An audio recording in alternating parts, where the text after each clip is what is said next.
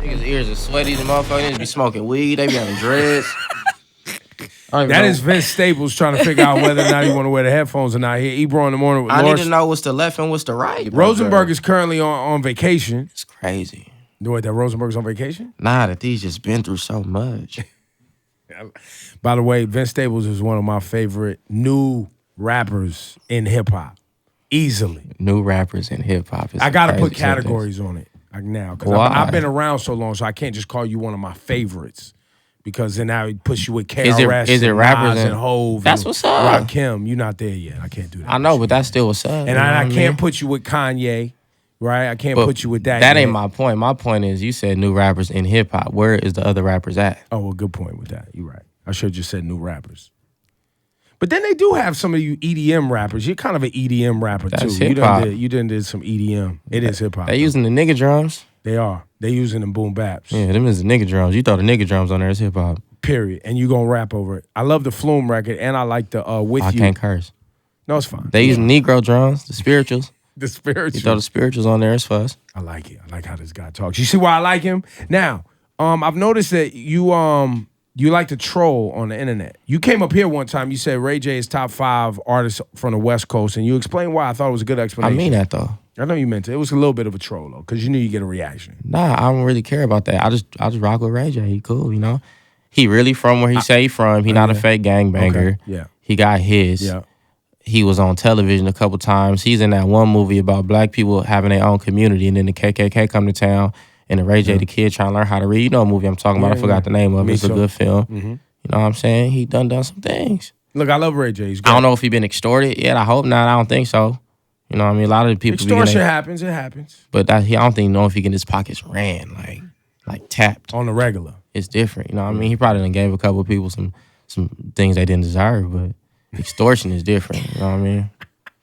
So then you get on the internet after that. It was talking about an 18-month swing. You said, what about like old school rappers? What'd you say? I didn't say nothing about old school rappers. This is what happened because niggas don't read, and that's our problem. That's why we just have the teacher up here, by the way.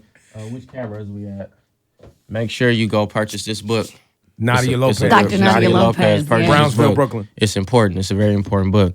But Time Magazine asked me, was the 90s the most successful or the golden era of hip-hop and popular culture? And I said no, because in the 90s, who sold out Madison Square Garden 4 nights in a row? Meaning that it was more people exposed to hip-hop today in the early 2000s because Eminem came and made it to where the pop stars wasn't the biggest thing in the world. It was the rapper. So... Run DMC did sell out Madison Square Garden. 4 nights in a row? In the 80s. 4 nights in a row? They didn't do 4 nights. Oh, so they didn't do 4 nights. So 4 seemed bigger than 1. So that was me saying that the exposure was bigger. But, you know, niggas like to be included. So unfortunately, in the 90s, they wasn't really allowing us in Madison Square Garden. I know, which means it's bigger now. Shit was too real. Because it's bigger now. Which was the point. It's bigger now. Right. It is bigger now. And that was the question. The question wasn't who got the most bars, because I doubt Time Magazine asking niggas about who got the most bars. Now, what was the exact run the question again? What was it again? The exact what did they ask me? They said was the 90s was 90s the pinnacle of hip hop pop culture? Was it the most pop culture? Exactly. Right. That was the question. Time Magazine didn't say, hey, did you think we had the most bars in the 90s? That's not a Time Magazine-esque question. But you know, of hip hop. It's definitely not the pinnacle, because that would have been the highest height. Exactly. Right. So it's definitely not that. So it wasn't a wrong answer. Now, it was a controversial answer. A lot of things are controversial. That's life. But you didn't even intend it to be that way. Nah. And you have a lot of respect for 90s. I'm sure you love a lot of 90s. I got respect for everybody who, you know, feeding their family. But do you like 90s hip-hop? I like some music from certain time periods, no matter what genre, who it is. I think you went on to say that Bow Wow was he influenced you the most. Nah, this what happened. So, you know, my friend Nori took it the wrong way. So he was like, this nigga, this man is from Long Beach, and he talking about Bow Wow instead of Snoop Dogg, which I don't really know what that means. But when I was 7 years old, I liked the 9-year-old rapper. That kind of makes sense to me. Right. That does make sense. Yeah, for his age, of course. I didn't want to hear nobody talk about selling crack. At 9, when you were 7. Yeah, that wouldn't have been my thing. I didn't understand, you know, what they meant when they said cracks and weed made their eyes bleed. I was like, y'all tripping. I wanna hear somebody talk about basketball being their favorite sport. It makes sense. Now y'all see why I really like this kid. All right, so, but on that, you like some of the 90s stuff. You like some of the greats. I'm sure you study the culture for sure. As far as the MC goes. I mean, now at this point. when I started rapping, yeah, you can't do a job without training. And my manager been around for a long time, so he done had me listen to some things. I ain't had the internet really like that when I was growing up, and we ain't have cable, so I ain't had access to LimeWire. That all these other kids what had. did he have you listen to? He had me listen to Bloom Mind State for the first time. He told me how to listen to Illmatic. So he gave you assignments. Nah, he was just like, you ain't never heard this? And I said, nah. He thought I was lying. And then somebody was like, nah, he really don't be on that. And how many years ago was this when this happened? 5-6 years ago, yeah. And you put out your first tape when? How long ago? When I was 17, so before I met him. It was like 2009, 2010, something like that. Right. And what inspired you to want to rhyme though as an artist? Like, how did that begin for you? I had did something stupid because I was stupid, and I had went on like I had to get up out of there, and I ain't had no phone when I had to kind of switch my location up for a little bit to stay out of trouble. My mom made me go to Atlanta, and I had my phone, and the homie had gave me a laptop he found. So it wasn't that many people. It wasn't that many people that had like it was like G Chat like on a little Apple thing or whatever, and like it was only a couple people I could talk to, so I didn't really have none of my homies' numbers. And like one of the only people I was able to talk to, his name was Jordan Curry, and he was making music back then. He used to send me his songs, and I used to tell him that they was trash. And he was like, well, I mean, it's harder than it look. I was like, probably not. And he was like, you should do it. And I was like, all right. And then I kind of still ain't do nothing with it. I came back home. I was trying to stay out of trouble, stay away from the homies. I only had a couple square friends because in Long Beach, like, basically everybody getting in trouble for some odd reason. I don't know why. We just kind of do stupid things. Our youth is kind of confused at this point, which is why it's important to try to help the kids. Mm-hmm. But I had two friends that wouldn't really get in trouble. One name was DJ. We met him at the Long Beach Town Center, and we used to make fun of him because he wasn't like us, which is stupid because I wouldn't even like my homies, but he wasn't from no little cliques or whatever. His Twitter was, his aim was Bape X LV X Gucci, and he didn't own no Bape LV or Gucci, so we used to be on his bumper, and he was rapping, and it was him. His name was DJ, and it was this dude named Chuck, and Chuck lived in the hood by the park, and I lived on Artesia, so I would just go to their house when I don't want to hang out with my homies to get in trouble, and then I would make music with them sometimes. You know, when you a kid, if your homies go to the park and play basketball, you go and take a jumper. You know, you might not be nice, but you gonna at least shoot the ball when it roll past your feet. And if you airball, you might not do it again for a little bit. And then one day he was like, hey, you wanna go with me to LA? And I was like, all right. And we went to Sid House from the internet in our future. That's how it happened. Wow. Do you still, that's a great story. I mean, it's cool. It's pretty cool. I mean, the way you, how about this? I wish I had a fire story. Like, I've been trying to rap since I was 7. I was in the choir, played the drums, but I don't got them kind of stories. Them is the good. It's like the J. Cole type stories. Them is the ones that's like, oh, you really spent your whole life trying to do this. Like, those are inspiring to me. You know what I mean? I wish I had one of them stories, but I don't. I still find joy, me personally, in the I'm trying to stay out of trouble story, so I started hanging out with the nerds that made music. Don't nobody want to be in trouble. That's corny, bro. That's so annoying. But that's what I'm saying. You try to stay out. People just be so hard. They never done nothing. Be hard. Like, for what? It's boring. You be broke. You be dusty. So are you currently out of trouble permanently? I've been out of trouble for years, bro. I'm not. For what? What I'm going to go So you how old are you now? I'm 23. I just turned 23. You find it corny to be in trouble. You think all that hard rock talk, all that tough talk, getting in trouble. It get old after like the first year. Then it's like, we really got to do this every day. Yeah, you really got to spend $300-$400 on a gun and you ain't got no money. You don't want to do that.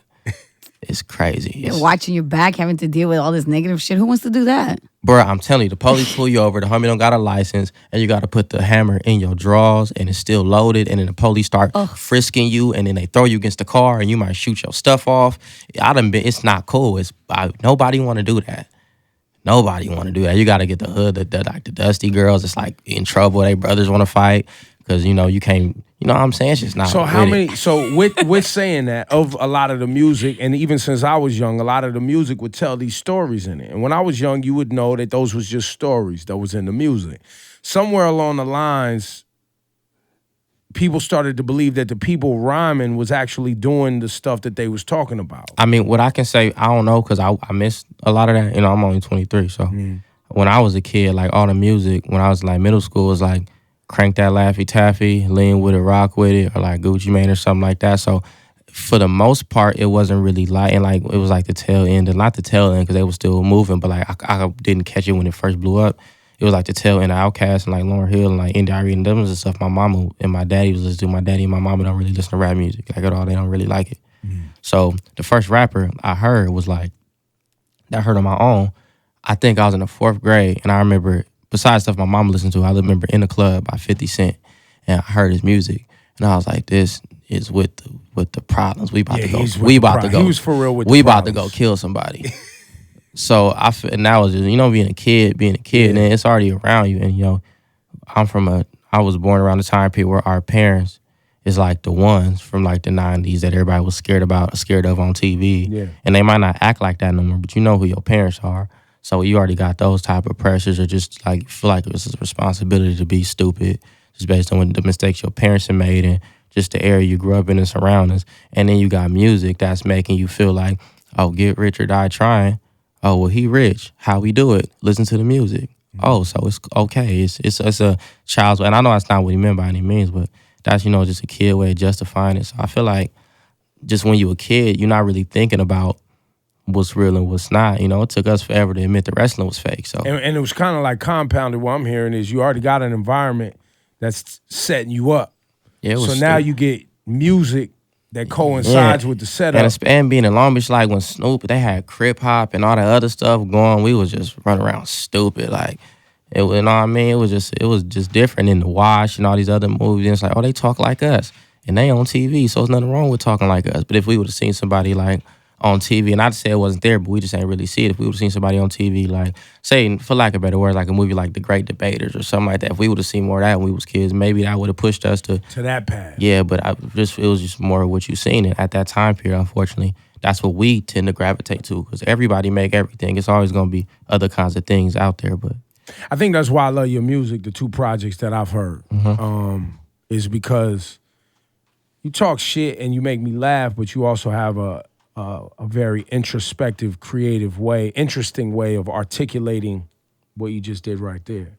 And I don't know if you get credit for that. A lot of people just see what you've done on Twitter with of course, disrespect in the 90s. Oh yeah, that was that was a good week.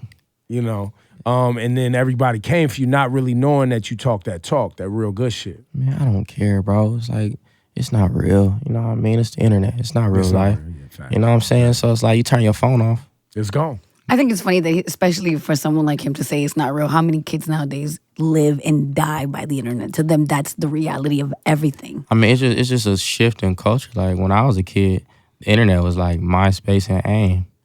And then you might Google something for your homework, but not really. But that was it. We had MySpace and AIM. And it's just, I'm old now. When you look at the way that everything is, you can live on there. You know what I mean? It just changed everything. You got like, a straight fake life. Yeah, I mean, it done changed the dynamic. Everything Right. from just music to just basic conversation, people to the streets. To buying groceries. On everything. Shit, You can I buy ain't even gotta groceries go from to the the- store. Yeah. You did mention earlier when you walked in that you didn't even mess with the internet anymore like that. I mean, yeah, I mean, I don't. It's a tool that you got to use for certain things, and you got to tweet your shows 4 times, and then that might not get that many retweets. So you say something that, oh, this tweet got 500 retweets or 1,000 retweets, something like that. Then you tweet the show, and then that one get a little bit more. That's your push. strategy. That's your promo strategy now. Yeah, it was. I seen it work a couple times, so I was like, whatever. I need to make my bread. Are you we on the precipice of you putting out a new project right now, right? That's what's about to happen. I'm finna put out a 7-song EP. What's it called? It's called Prima Donna on the 26th. It got a little video type thing with it and all the good stuff. You don't seem too excited about it. Nah, it's not like that. I act like this all the time. I be trying to get my excitement up. I hear that a lot. You be surprised. Do you hate us? People ask me like, do I hate them? It's weird. I got asked that yesterday. Like, do you hate me? Do you hate me? I mean, listen, I get your humor. I always have from the first moment we met. You make me laugh. But that's also because I'm an asshole like you. Right? Like, I get it. Like, you're a dickhead. Just keep it 100. Like, Vince Staples is a dickhead. I think I'm cool. You think I'm a dickhead, Blacksmith? I'm a nice dude. I got back to school programs and all that. What's that got to do anything? You on purpose trying to piss people off. You find joy in it. You find joy in saying shit that's unpopular or tweaking things a certain way to get a reaction. Not really. This is what it is, bro. It's to the point that You just gotta ask the right questions, cause if you ask the right question and let somebody know, if you can always tell, you know, somebody don't really know what they think they know, or they don't like the stuff they try to say they like, and they just talking out their ass. Yeah. So if you ask the right questions, it's gonna kind of shake them up a little bit. Then they get mad, and then it ain't my fault if you get mad. I just ask questions and answer questions. I don't really go out my way to do no opinion based type stuff. I feel like that's really not my place to tell nobody how to live their life. Yeah, I think that's not cool. If you're just now learning about Vince Staples for the first time, welcome to the party. You can go pick up Summertime '06, which I like several things off that album. I mean, North was something that people was really popping, but there's several things on there that people should definitely go listen to. Some of my favorites, just so y'all know, is I like Ramona Park Legend Part 2, 3230. I like Surf with, who's Kilo Kish? Oh, that's the homie. She from Florida by way of New York. She sounds incredible. Yeah, she got an album called Reflections in Real Time. That's out right I like now. CNB. CNB's tough. Get Paid is tough. So Summertime '06 was a real good project he put out. And the name of this project coming this time? It's called Prima Donna. And what's the video component to it? Yeah, it's a like a 10-minute. I wouldn't say like a short film. It ain't really like that, but it's just I wrote it. I need you to be more excited about your stuff. I mean, yeah, I'm excited. It's cool. I'm excited. So I can't be the only one excited. You see not, what I'm you know saying? what I I mean? feel like I'm out here by myself. Nah, I made it. You know what I mean? I was excited when I made it. Now we in a promotional process. We getting the songs out there. You know what I'm How saying? many tweets does the album get from you? Because if a show gets 4 tweets and then you say something crazy that gets a lot of retweets and then you throw up the show But see, again. now I'm cool. So now, how you doing now the I only album? need like one tweet. I can do like one tweet right now. The show's getting a little bit better. We got a little bit more notoriety. So we just say when to come out and we say when to drop. You know, I mean, so the album only gets 1 tweet? I mean, I might do a couple more. But What about an IG post? Oh, for sure, IG post. That's the easy one. Snap. Yeah, that's the only one I really use because it go away before the blogs can make it a headline. Oh, they'll find it. Yeah, but nah. They'll figure it out. Okay, but you didn't tell me about the video component. It's like a mini movie It's like type thing? I do a lot of videos, but sometimes my ideas can be a bit redundant and like kind of expensive. So I understand that from a label type standpoint. So, we ain't Jay-Z. Like we sold like 100,000 something records like on my last album. We ain't do nothing too crazy. I mean, that's incredible. Independently. I mean, we on Def Jam, but Oh, y'all on Def Jam now? Yes. Y'all big time now. I mean, I don't know what that means. But I guess we try and they help us. You know what I mean? So I didn't know y'all had stepped your game up like that. I've been signing Def Jam for like 5 years. I never knew that. I thought y'all was still hustling Dolo. I mean, it look like that sometimes, right? That's a good look for you. It's crazy, right? That's a good look. Keep it like that. Yeah. Keep it like that. But I don't want nah, all these record label people just hanging around all the time for no reason. Shit gets crazy. I appreciate you, bro. So do you I've had a couple of rappers in your age bracket come up here and say they don't consider themselves rappers, they're rock stars. How do you feel about that? I mean, I don't know. To each his own. It depends on what somebody's definition of a rock star is. What's your definition of a rock star? Like a rock star, like a star of rock music. Like Someone like, who plays instruments also? Nah, it's like, Okay. like a Mick Jagger, Jim Morrison, Iggy Pop, like Like Brandon it's actually in a Flowers. rock band. I mean, not necessarily, like a Kurt Cobain. I feel like it's a certain. Those are all people that were actually in rock bands. Yeah, I and, know, like, but it's made like- rock music. Yeah, it's a certain mystique that come with it. But I get what they mean. I guess it's more Rock based, star status. yeah, like, yeah, more based on like the lifestyle fame, component. energy, Yeah, drugs, women. yeah, that type of stuff. I feel like that's what it's more of a lifestyle thing. But everybody is able to have aspirations. That's what I feel like. If that's what they aspire to be, let them push forward for it. But I don't see nothing wrong with being a rapper. It's Do you cool. like old rap beats?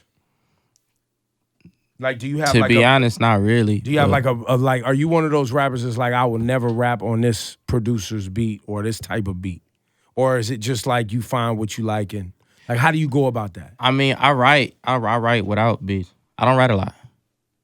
I probably write a song, like one song every like 3-4 months. So you're not a freestyler. You don't do that. You write your shit out and Yeah, plan it out. and basically. then figure out what beat you want to go with it. Yeah, and- just because I just kind of understand more that that I've put out music and I kind of seen how it affected certain things and just I kind of grew up and I don't be in the hood in the streets like that no more. It's like I'm very like specific on the things I say and how I word things, You know, when you play a festival, and it's like people with their families and kids there, and this and that and that. It's like you blessed to be in front of 20, 30,000 people who don't know who you are and probably don't give a, you know. I feel like you probably shouldn't be. I would feel more comfortable if most of my music wasn't based on me trying to shoot a nigga. You know what I mean? And then it's just growing up and understanding like how unimportant that type of stuff is in life, and just how wasteful and it's pointless. And I ain't never been stupid. I always knew it was pointless. You know, I feel like everything is done in necessity, but that ain't a necessity no more. So it's not necessary for me to talk about it. And Summertime '06 was just more me based on. It was just more based on what I was trying to. This guy's good, man. Vince Staples is good. You're so good that I'm not even gonna throw a beat on right now and make you rap. I appreciate that because it's real early right now. Because generally speaking, when I don't know really what an artist is about, or I don't understand, and they are in hip hop, I'm like, okay, you're young, you coming up. Let's see what these bars is really like. Because I may not get it, but your bars might impress the world, and I still may not get it. And that's fine. You know, I don't get everything. I don't understand everything. But you, sir, I understand. I get. I don't know if that's good or bad for your young fans, but you know what I mean? I get it and I like it. I don't think. And I want people to go get the Prima Donna Project and the Summertime '06 and Hell Can Wait and all the other great material. They can stop there though. Just get the entry. Don't do nothing before that. Don't do nothing before that. We good right there. Well, it was trash. Yeah, I wasn't really trash. right. I really like it when I was making them though. So I was trying to figure it out. You know what I'm saying? Yeah. I didn't really know what I was doing at that. I wasn't really focused and I didn't care. I was being negative about a positive situation that, you know, lucky changed my life. So I don't like to think about them kind of times. We used to have stupid conversations. I'm sorry, Corey. Let's give it up for Vince Staples, man. Vince, where are we at in rap right now? Because you were saying to me that we're in the post We post McConan right now. Post McConan rap era? Yeah, post McConan, man. This is the internet rap. I mean, yeah, and just youthful rap, you know, the young ones, rap. You know, the growth of the evolution of the sport, whatever the fuck you want to call it. So what was before McConan Then we rap? had post bass guy rap, and then that was Rick Ross. These niggas want to hold me back, and came out the water and 10 chains and this amount of something on my wrist. Oh, that's post bass guy rap. And then what was before that? It was post Gucci rap after Lemonade, you know. Then it got pretty frisky, you know. Gucci Man brought crack back to the South, you know. After that, then everybody just started. Before they was dancing, Gucci come out, start super popping. Then you could sell crack again, you know. Not to say they weren't previously, but it was acceptable on the record. Before Gucci, where was we at? It was T.I. Let's Get Away. Yeah. T.I. had the crack, but he was more worried about the women than the crack. And then, you know, trying to get some other things going. And then everybody was dancing. And then Gucci come out. And Gucci was already out. Will Chamberlain 1 through 7. I think it's 7. It might be 6. And then, you know, Gucci came out. Lemonade blew up. And then, you know, crack came back.